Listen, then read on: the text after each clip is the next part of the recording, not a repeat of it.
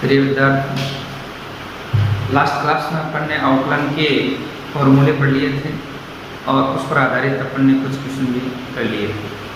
अब आउटलाइन के अनुप्रयोग है, एप्लीकेशन है, जो भौतिकी में क्या क्या अनुप्रयोग है वो अपन देखेंगे।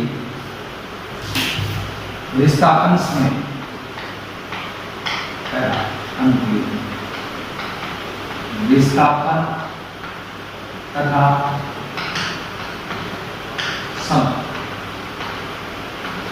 Displacement and time.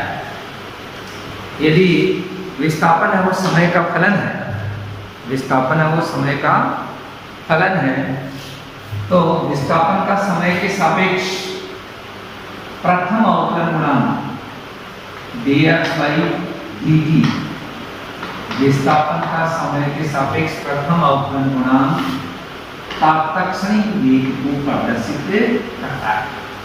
इसको प्रदर्शित करता है तात्क्षणिक वेग। किसी क्षण वस्तु का वेग होता है वो क्या कहलाता है? तात्क्षणिक वेग कहलाता है। और तात्क्षणिक वेग कैसे निकालेंगे? यदि विस्थापन समय का फलन दिया गया है तो विस्थापन का समय के सापेक्ष प्रथम अवकलन गुणांक तात्क्षणिक वेग को प्रदर्शित करता है। सेकंड, वेग, वेलोसिटी एंड टाइम, वेग तथा समय, वेग तथा समय। वेग अगर समय का फलन है तो वेग का समय के सापेक्ष प्रथम अवकलन गुणांक dv/dt वो तात्क्षणिक त्वरण को प्रदर्शित करता है। तात्क्षणिक त्वरण को प्रदर्शित करता है। तो तात्क्षणिक त्वरण क्या हो गया? वेग का समय के सापेक्ष प्रथम अवकलन गुणांक तात्क्षणिक त्वरण को प्रदर्शित करता है। थर्ड, इसी में चौथी, v = dx/dt, dx/dt, इसलिए तात्क्षणिक त्वरण a बराबर d/dt और v dx/dt ये रख दिया तो d²x/dt²। अगर आपको विस्थापन दे रखा है और वो समय का फलन है, विस्थापन समय का फलन है, तो विस्थापन का समय के सापेक्ष 2 बार अवकलन करेंगे तो हमें तात्क्षणिक त्वरण प्राप्त होगा। विस्थापन का समय के सापेक्ष 1 बार अवकलन करेंगे तो हमें तात्क्षणिक वेग प्राप्त होगा। वेग का समय के सापेक्ष 1 बार अवकलन करेंगे तो हमें तात्क्षणिक त्वरण प्राप्त होगा। ये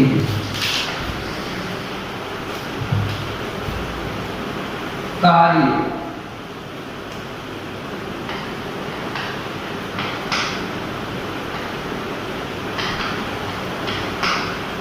तथा समय।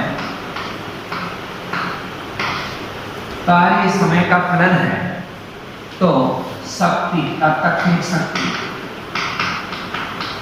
तात्क्षणिक शक्ति आगे के चैप्टर में अपन पढ़ेंगे।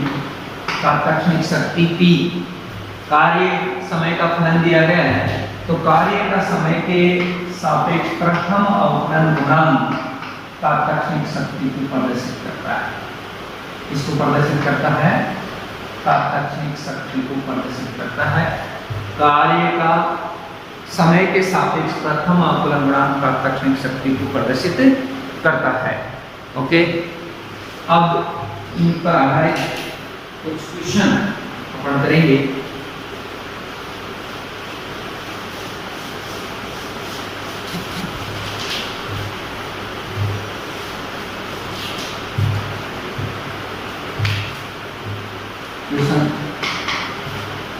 किसी कण का विस्थापन समय, विस्थापन समय T पर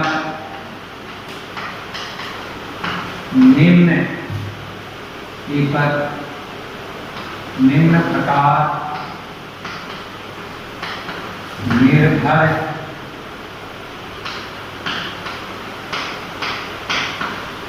करता है। x equal to 3t³ plus 4t² plus 2t plus 5, जहां x मीटर में तथा t सेकंड में हो तो है t बराबर 1 सेकंड पर कण का तात्कालिक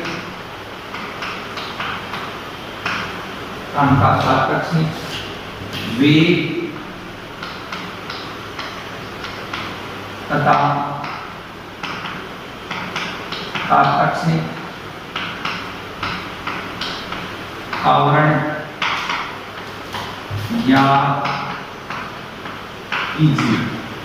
तात्कालिक आवरण ज्ञात कीजिए। तात्कालिक वेग answer x equal to 3t² plus 4t² plus 2t plus 5। यहाँ x किसका फलन, विस्थापन किसका फलन दिया गया है, समय का फलन दिया गया है, और विस्थापन का समय के सापेक्ष एक बार अवकलन करेंगे तो हमें तात्कालिक वेग प्राप्त होगा समय के सापेक्ष अवकलन करने पर।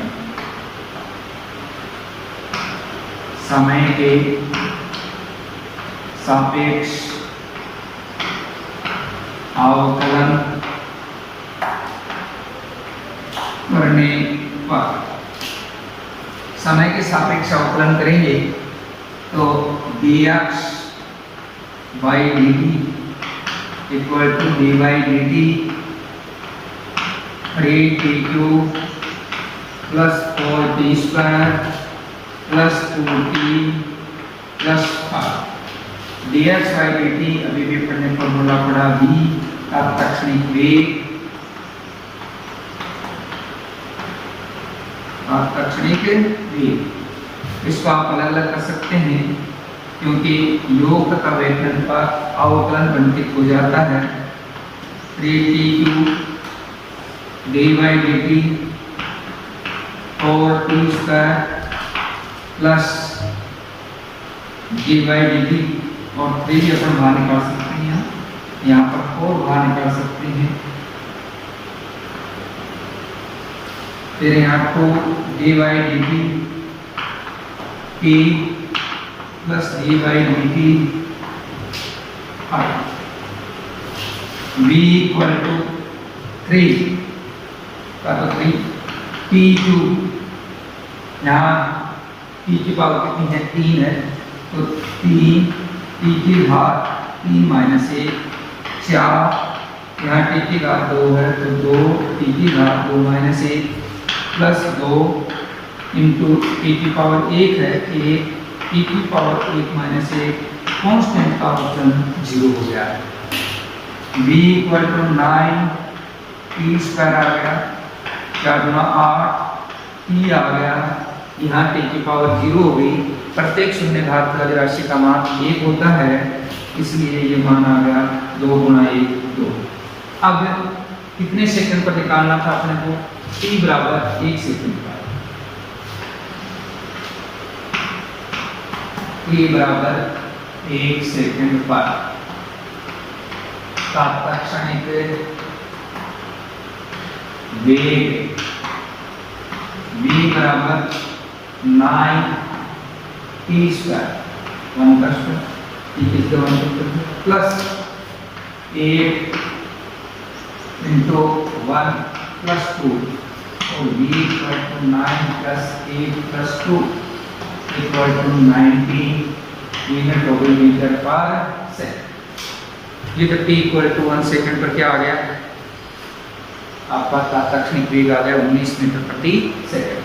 और t इक्वल टू 1 सेकंड पर अपना क्या निकालना है, तात्कालिक त्वरण निकालना है। वो क्या होगा, ये v आया है, v क्या था 9t square plus 8t plus 2 है, तो v equal to 9t square 8t plus 2। वेग का समय के सापेक्ष प्रथम अवकलन गुणांक तात्कालिक त्वरण को प्रदर्शित करता है। तो समय के सापेक्ष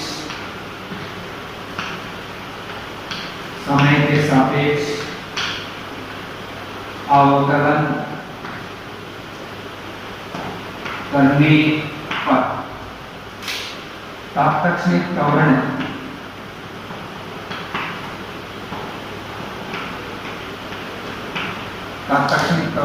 स्मॉल a बराबर dv बाई dt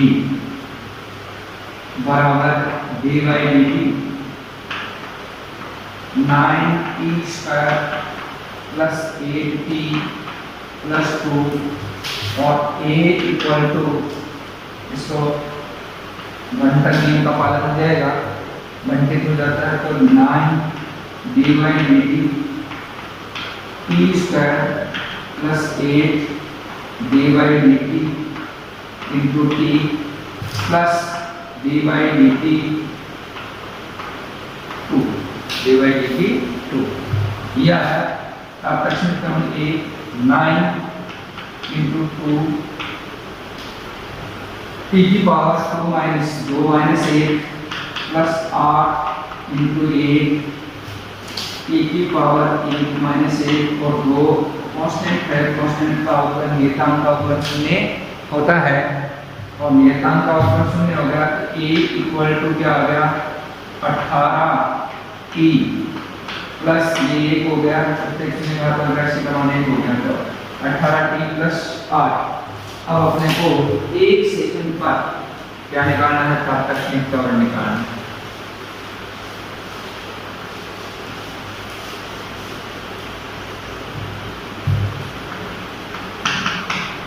a बराबर 1 सेकंड पर तात्कालिक त्वरण,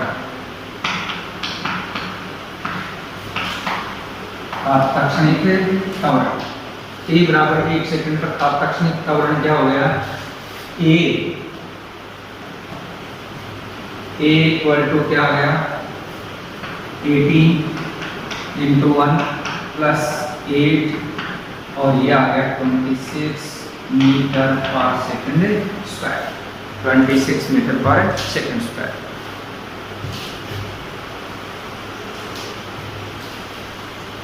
नेक्स्ट क्वेश्चन से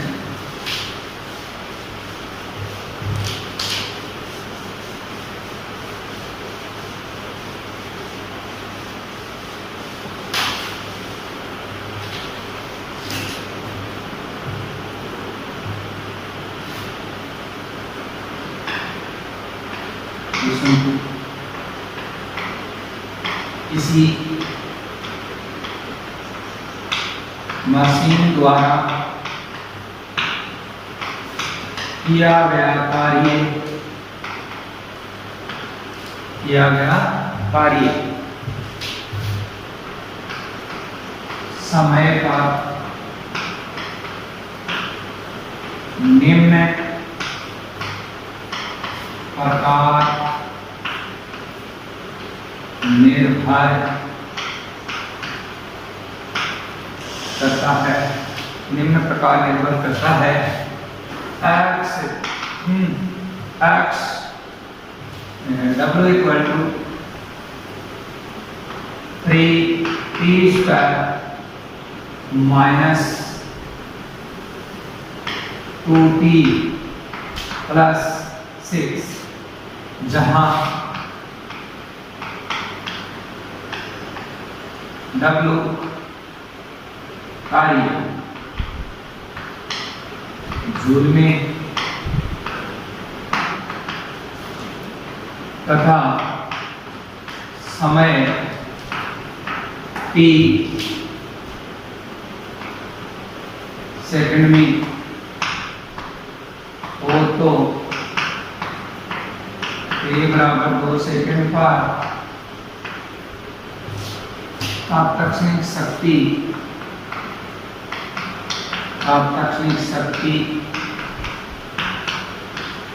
की गणना कीजिए। तात्क्षणिक शक्ति की गणना कीजिए, ये अपना टॉपिक है। क्वेश्चन है W equal to 3 t square minus 2t plus 6। Answer आपने पढ़ा था, कार्य का समय के सापेक्ष प्रथम अवकलन गुणांक तात्क्षणिक शक्ति को प्रदर्शित करता है। तो इसका समय के सापेक्ष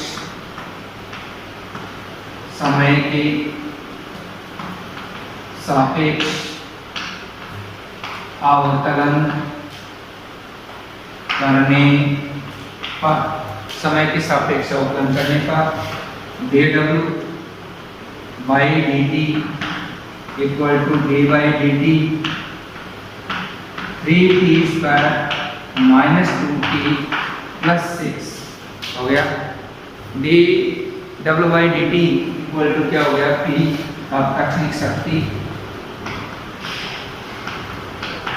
तात्क्षणिक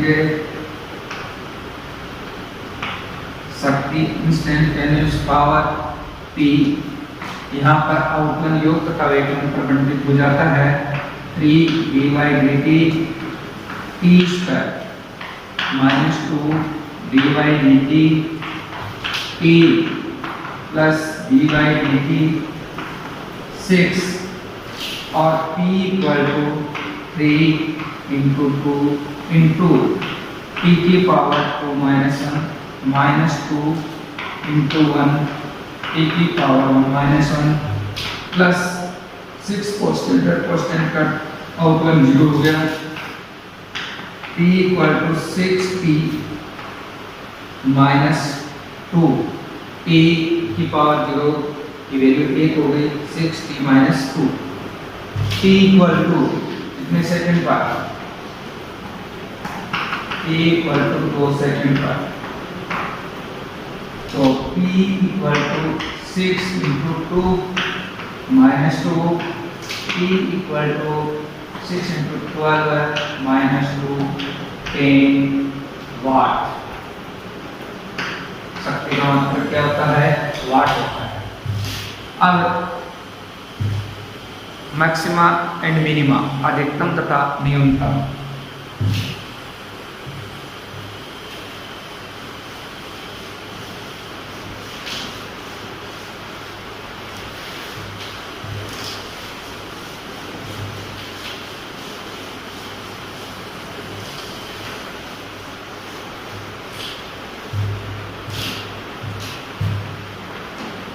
अधिकतम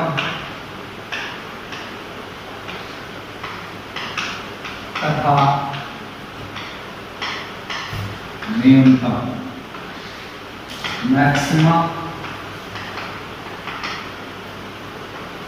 and minima. Maxima and minima अधिकतम के लिए शर्तें। कोई फलन अधिकतम मान कब देगा, उसके लिए क्या शर्त है, अधिकतम के लिए शर्तें।